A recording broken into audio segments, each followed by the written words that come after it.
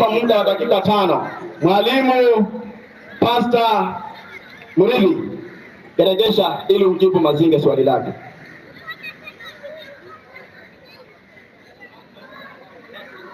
Asante bwana mwenyekiti. Na kwanza nataka niweze kuwasalimu wale ambao hawajabahatika kwa katika imani ya Kikristo. Assalamu alaikum wa rahmatullahi ta'ala barakatuh. Na kwa Wakristo wenzangu nataka niwasalimu Bwana Yesu asifiwe. Ama kweli mimi nashangaa sana hivyo Waislamu wanaweza kutumia gharama nyingi wakigharamia mtu ambao hana hoja. Msomaji wangu niko kauliza swali kwa mujibu wa kitabu cha Yohana 8:40. Soma 8:40. Soma. Inasema hivi. Inasemaje? Katika 8:40 kitabu ni cha Yohana. Sawa. Lakini sasa mnatafuta kuniua mimi mtu. Mnatafuta kuniua mimi mtu ambaye niliwaambia yaliyo kweli. Ambaye niliwaambia yaliyo nini? Yaliyo kweli. Sasa kipindi hiki ambacho Yesu anakuwa mtu ni kipindi gani? Maana hapa ndipo haja tuambia.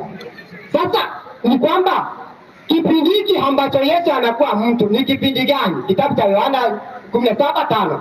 17:5. Soma. Na sasa Baba, unitukuze mimi pamoja nawe. Unitukuze mimi pamoja na wewe. Kwa utukufu ule niliokuwa nao pamoja nawe. Kwa utukufu ule nilikuwa pamoja nawe kabla ya ulimwengu kuwako. Kwamba ni kwamba kumbe Yesu alikuwa kabla ya ulimwengu kufanya nini? Kuwako. Sasa alipokuja hakaja na mwili wa nini? Wa kibinadamu. Kitabu cha Filipi 2:5.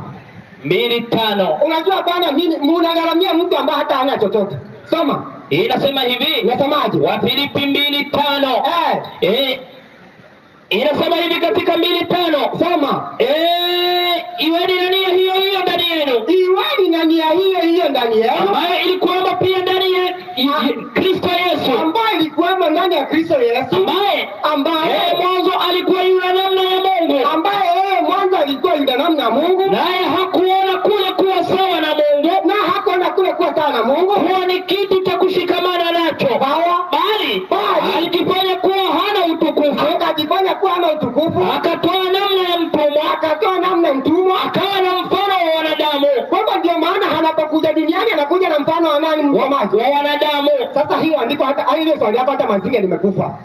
Swali la pili, nimemsikia Mazinge akisema ya kwamba yeyote ambaye anayemwabudu Yesu anaenda motoni. Msomaji? Niko. Kitabu cha Yohana 14:14.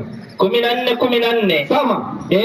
Inasema hivi. Inasemaje? Katika 14:14 kitabu ni cha Yohana. Haya niko hapo. Soma.